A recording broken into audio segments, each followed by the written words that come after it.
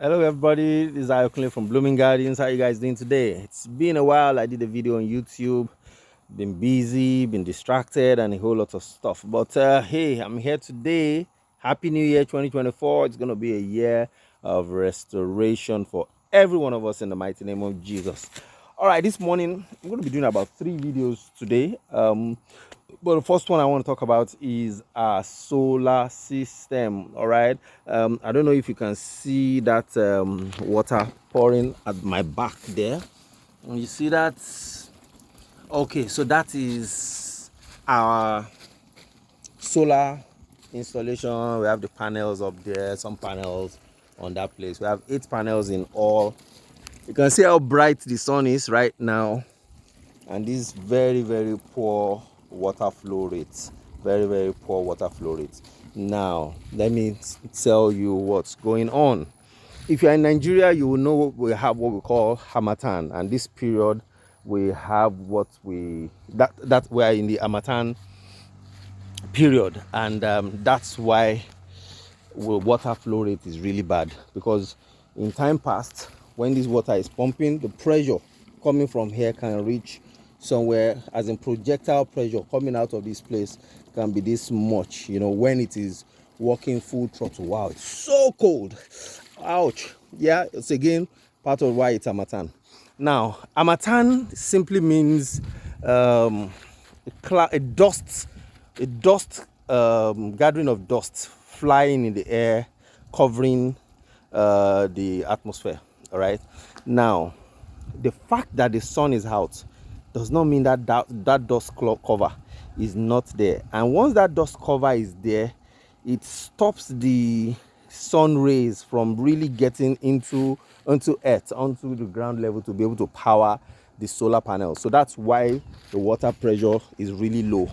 And that's the reason why I would say, if you want to invest in a solar borehole system, put in an AC DC system.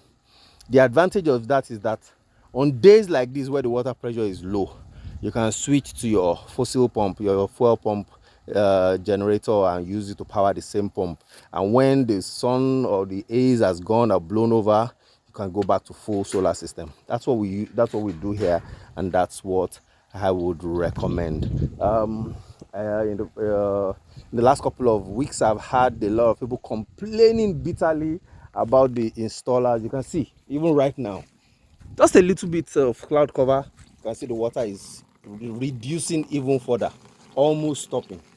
Can you see? Almost stopping. And the sun still looks like it's out there. Can you see the sun? Can you see the sun? Can you see the sun? No, you can't. Now it's almost stopping. Almost stopping. That's not good. That's not good from an investment point of view. But hey, it is the weather. Can you see it's picking up? Can you see it's picking up? The sun just came up right now. It's picking up. So it is not the installer, it is not the device. Hey, some people think, oh, maybe if you increase the number of panels that you have, maybe this would go away. But hey, you have to ask yourself, cost benefit analysis. If you increase, each panel right now is about 80,000 naira. For every panel that you want to add, to double this water pressure, you probably need to add an extra 8 to this system. We were talking of 640,000 naira. How much would you have spent in petrol over the next 1 month before the Harmattan haze blows over and you now have clear skies? So those are the kind of calculations you need to do. I'd rather just continue using petrol for a month. Probably going to cost me maybe 15,000 every 3 to 4 days. In a month, that's about 150,000 naira. Then I have clear skies and I'm back to full solar and I'm all right. Right? So again, these are calculations that you need to check. But bottom line, what is key in all of this discussion is that AC DC pump is the way to go. AC DC pump, so you can switch between solar and using the same pump for you to be powered by generators and the likes. Hey, that's me for today. For now, I'm going to still be doing 1 or 2 more videos today, and I'll see you on the next video.